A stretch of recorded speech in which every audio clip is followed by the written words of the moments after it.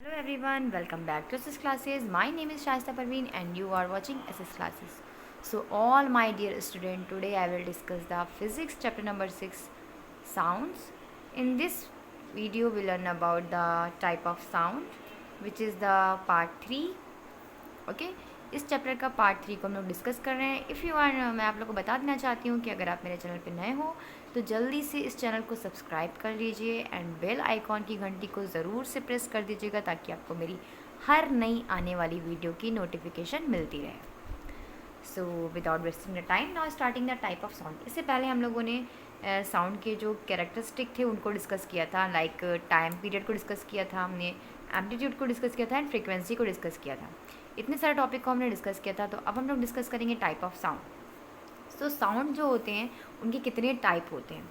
तो साउंड जो होता है, हम लोग जो साउंड देखते हैं सुनते हैं, ठीक है, उसमें से कुछ साउंड जो होता है वो ऑडिबल होता है, यानी कि हमारे कानों तक सुनाई देता है वो, और कुछ इनऑडिबल होता है जो हमारे कानों तक पहुंचता नहीं, उसकी फ्रिक्वेंसी कुछ इतनी धीमी होती है कि वो हमारे कानों तक नहीं पहुंच पाता है।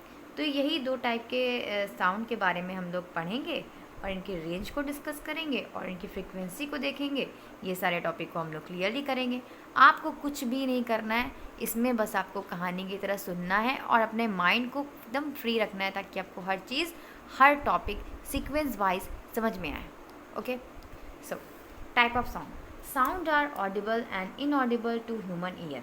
साउंड जो होते हैं वो ऑडिबल होते हैं एंड इनऑडिबल होते हैं ह्यूमन ईयर में, ठीक है। उन कुछ साउंड हमारे कानों तक पहुंचते हैं जो ऑडिबल होते हैं और कुछ हमारे कानों तक नहीं पहुंचते हैं। वो डिपेंड करता है उनकी फ्रीक्वेंसी पे। किस पे डिपेंड करता है? उनकी फ्रीक्वेंसी पे, कि वो कितना उनकी फ्रीक्वेंसी है, ठीक है। So the sound can be classified as infrasonic, audible and ultrasonic on the basis of frequency. जो हमारा साउंड है उसको क्लासीफाई किया गया है infrasonic and audible sound and ultrasonic sound के बेसिस पे, उनकी फ्रीक्वेंसी के बेसिस पे। तो ये जो डिवीज़न हुआ है साउंड का वो किसके बेसिस पे हुआ है? उनकी फ्रीक्वेंसी के बेसिस पे हुआ है, ठीक है। तो सबसे पहला साउंड का जो टाइप है जिसका नाम है इंफ्रासोनिक साउंड, इसके बारे में हम लोग देख लेते हैं। तो यहाँ पर लिखा है कि those sound which have a frequency less than 20 hertz. यहाँ पे मैंने आपको बताया था कि साउंड की जो फ्रीक्वेंसी है उसको हम लोग मेज़र करते हैं हर्ट्स में, ठीक है। तो ऐसा साउंड जिसकी फ्रीक्वेंसी जो है वो 20 हर्ट्ज से नीचे हो, लेस देन 20 हर्ट्ज हो, सो हमें हमारे कानों तक, यानी कि ह्यूमन कान के कानों तक वो नहीं पहुंच पाता, जिसे हम लोग बोलते हैं इंफ्रासोनिक। क्या बोलते हैं हम लोग? Infrasonic. Whales and elephants emit infrasonic frequency sound to communicate with one another. Whales and elephant जो होते हैं उनमें इंफ्रासोनिक फ्रीक्वेंसी साउंड को कम्युनिकेट करने की कैपेबिलिटी होती है, सब सोचने यानी उनको सुनने की एक एबिलिटी होती है। Sound generated by earthquake are infrasonic. वो साउंड जो है अर्थवेक कॉज करता है उसे भी हम लोग इंफ्रासोनिक साउंड कहते हैं, जो हम इंसान जो है महसूस नहीं कर सकते। मतलब उसका जो साउंड होता है नीचे नीचे इतना ज़्यादा होता है, बट हम लोग मेनली इंसानों में वो महसूस नहीं। उसके लिए एक क्या होती है, मशीन आती है, ठीक है। उसके लिए एक मशीन आती है जिससे हम लोग क्या समझते हैं कि ये इंफ्रासोनिक साउंड का क्रैकर्स है, ठीक है ना। उसे हम लोग भूकंप रोधी भी बोलते हैं। So those sound which have frequency less than 20 hertz can not be heard by human ear are called infrasonic. Whales and elephants जो होते हैं वो इंफ्रासोनिक फ्रीक्वेंसी को साउंड का मतलब सुन सकते हैं, ऐसे साउंड को कम्युनिकेट कर सकते हैं एक दूसरे से। तो साउंड जो जनरेटेड होते हैं, जैसे अर्थवेक जनरेट होता है जिससे, उससे वो भी क्या है, इंफ्रासोनिक साउंड ही होता है, ठीक है। अब देखिए ऑडिबल रेंज ऑफ साउंड। जो भी ऑडिबल साउंड होता है उसकी रेंज कितनी होनी चाहिए? तो sound which have frequency from 20 hertz to 20,000 hertz can be heard by human. So ऐसा साउंड जिसकी फ्रीक्वेंसी 20 हर्ट्ज से 20,000 हर्ट्ज होती है, हो सकती है, वो हमारे ह्यूमन यानी कि मेनली ह्यूमन के कानों तक सुना जा सकता है। They are called audible sound. उनको हम लोग ऑडिबल साउंड के नाम से जानते हैं। With age the upper limit keep decreasing. जैसे जैसे जो है इस हमारी एज जो है, ह्यूमन की एज जो है बढ़ती जाती है, वैसे वैसे उनमें जो ये पावर होता है, ठीक है, वो घटता रहता है। मतलब ये जो ऑडिबल साउंड के जो एबिलिटी होती है वो क्या होती है, घटती जाती है, उनकी सुनने की क्षमता कम होती जाती है। सो नेक्स्ट है हमारा अल्ट्रासोनिक साउंड। अल्ट्रासोनिक साउंड क्या होता है? Any sound with a frequency greater than 20,000 hertz is called ultrasonic. मतलब जहाँ पर जो है साउंड की फ्रिक्वेंसी बहुत ही ज़्यादा होगी, यानी कि ग्रेट होगी, मतलब ग्रेटर होगी, मतलब बहुत ज़्यादा बड़ी होगी। कितनी बड़ी होगी भाई? 20,000 हर्ट्ज से ज़्यादा होगी। तो ऐसे साउंड को हम लोग बोलते हैं अल्ट्रासोनिक साउंड। बैट्स जो होते हैं उनमें अल्ट्रासोनिक साउंड जो है वो क्या करते हैं? इमिट करते हैं। And due to they are able to navigate at night, इसी वजह से वो रात में जो होते हैं काफ़ी ज़्यादा उनमें हलचल पाई जाती है। डॉग्स एंड डॉल्फिन जो होते हैं वो डिटेक्ट करते हैं अल्ट्रासोनिक साउंड को। Ultrasonic sound are used for imaging of internal organs of this diagnostic tool in medicine.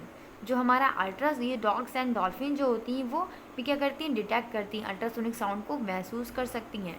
Ultrasonic sound जो होते हैं वो यूज़ होते हैं for imaging of internal organs. जो भी आजकल के जो भी मतलब अंदर के पार्ट में जो भी प्रॉब्लम होती है तो उसमें अल्ट्रासोनिक साउंड का भी यूज़ किया जाता है उस डायग्नोस्टिक को यानी ठीक करने के लिए। मेडिसिन टूल की तरह वहाँ पर यूज़ किया जाता है उसका डायग्नोस्टिक में, ठीक है। तो नॉन डिस्ट्रक्टिव यानी कि testing uses ultrasonic sound is detect flaws on cracks in metal part, ठीक है। तो उसका जो नॉन फेटल पार्ट होता है, फ्लो वाला पार्ट जो होता है वो मेटल पार्ट की तरह यूज़ किया जाता है जो नॉन डिस्ट्रक्टिव होता है, ठीक है। उसको टेस्ट किया जाता है अल्ट्रासोनिक साउंड की तरह। फिजिक्स हमारा क्या कहता है भाई? Sound is called supersonic. Sound को सुपरसोनिक कहते हैं।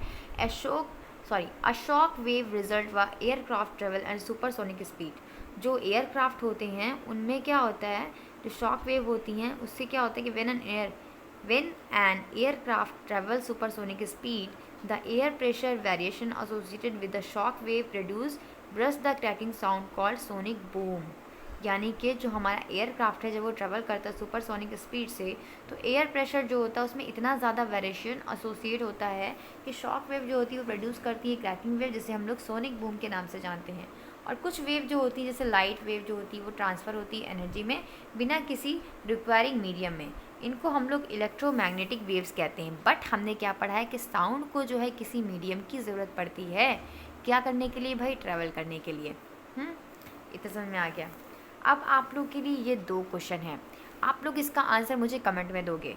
Y do we hear the sound of a car horn before the car reaches us, ठीक है। क्यों हमें जो है कार का साउंड जो है, कार की हॉर्न जो है वो पहले ही सुनाई दे जाती है, हमारे पास कार मतलब आती भी नहीं है तब भी हमें उसकी दूर से ही आवाज़ सुनाई दे जाती है। क्यों? आपको इस क्वेश्चन का आंसर मुझे कमेंट में देना है, ठीक है। तो जिसको भी इस क्वेश्चन का आंसर पता होगा, जिसने इसको अच्छे से समझा होगा, वो मुझे कमेंट में ज़रूर इसका आंसर देगा, ठीक है। और दूसरा है कि the mosquito produces a sound when it wings vibrate approximately 500 time per second. What it its frequency and time period? It the sound audible infrasonic and ultrasonic, ठीक है। तो यहाँ पर जो है, यहाँ पर हमें क्या निकालना है? टाइम पीरियड निकालना है। टाइम पीरियड निकालने का फॉर्मूला आपको पता है, ठीक है। उसी फॉर्मूले पे आपको रख करके इस क्वेश्चन को सॉल्व करना है और आपको निकाल लेना है मॉस्कीटो का साउंड वेव। फिर यहाँ पर दूसरा देखिए लिखा है reflection of sound. What is the reflection of sound? Just like light can be reflect from the surface, sound can also be reflected. जैसे कि लाइट जो है वो रिफ्लेक्ट हो सकती है, वैसे ही साउंड में भी ये खासियत होती है कि साउंड भी रिफ्लेक्टेड होता है, ठीक है। कैसे? सो रिफ्लेक्टर जो होते हैं साउंड के, कौन कौन से रिफ्लेक्टर्स होते हैं? तो साउंड वेव जो होती हैं वो रिफ्लेक्टेड होती हैं, बाउंस बैक आती, मतलब फिर साउंड वेव क्या होती हैं कि रिफ्लेक्ट होकर के फिर से वो बाउंड बैक आती हैं। And hard surface like concrete हो गया, स्टील हो गया, एक्सेट्रा, ठीक है। आपने देखा होगा जो खाली कमरा होता है, जहाँ पर हमारा जो कमरा, जो घर नया नया बना होता है, तो उसमें जो होता है आपको आवाज़, अपनी आवाज़ गूंजती हुई सुनाई देती है ना। और जब उस कमरे में बहुत सारे सामान रख दिए जाते हैं, बहुत सारे ऑब्जेक्ट रख दिए जाते हैं, वो कमरा पूरा फुलफिल कर दिया जाता है, तब आपको ऐसा नहीं सुनाई देता है। तो सोचा है क्यों? इसका मतलब है कि साउंड भी लाइट की तरह रिफ्लेक्ट हो रहा है, ठीक है। तो sound wave can be reflected और bounce back from hard surface like concrete, steel, etcetera. These are good sound reflectors.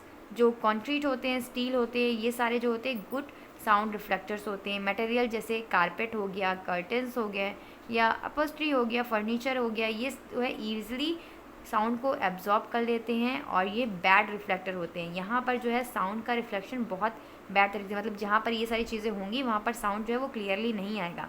But जहाँ पर कंक्रीट होगी, ठीक है, स्टील हो गई, तो वहाँ पर जो है साउंड का जो रिफ्लेक्टर है वो काफ़ी ज़्यादा अच्छा आएगा, वहाँ पे साउंड वेव काफ़ी अच्छे से काम करेगी।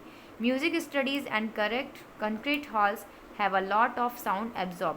Carpet, curtain, etc. so that sound does not reflect. Music studies and concert hall जो होता है उसमें साउंड एब्जॉर्ब कर लिया जाता है क्योंकि उसमें बहुत सारे कारपेट होते हैं, कर्टन्स होते हैं, इस वजह से वहाँ पर साउंड जो है वो ईज़िली रिफ्लेक्ट नहीं हो पाता। अब एक और हमारा टॉपिक है वो है इको। इसको हम लोग नेक्स्ट वीडियो में डिस्कस करेंगे। अगर आपको मेरी वीडियो थोड़ी सी भी अच्छी लगी हो या फिर आप लोग को समझ में आया हो तो इसे लाइक कीजिएगा एंड सब्सक्राइब कीजिएगा। Thank you keep watching.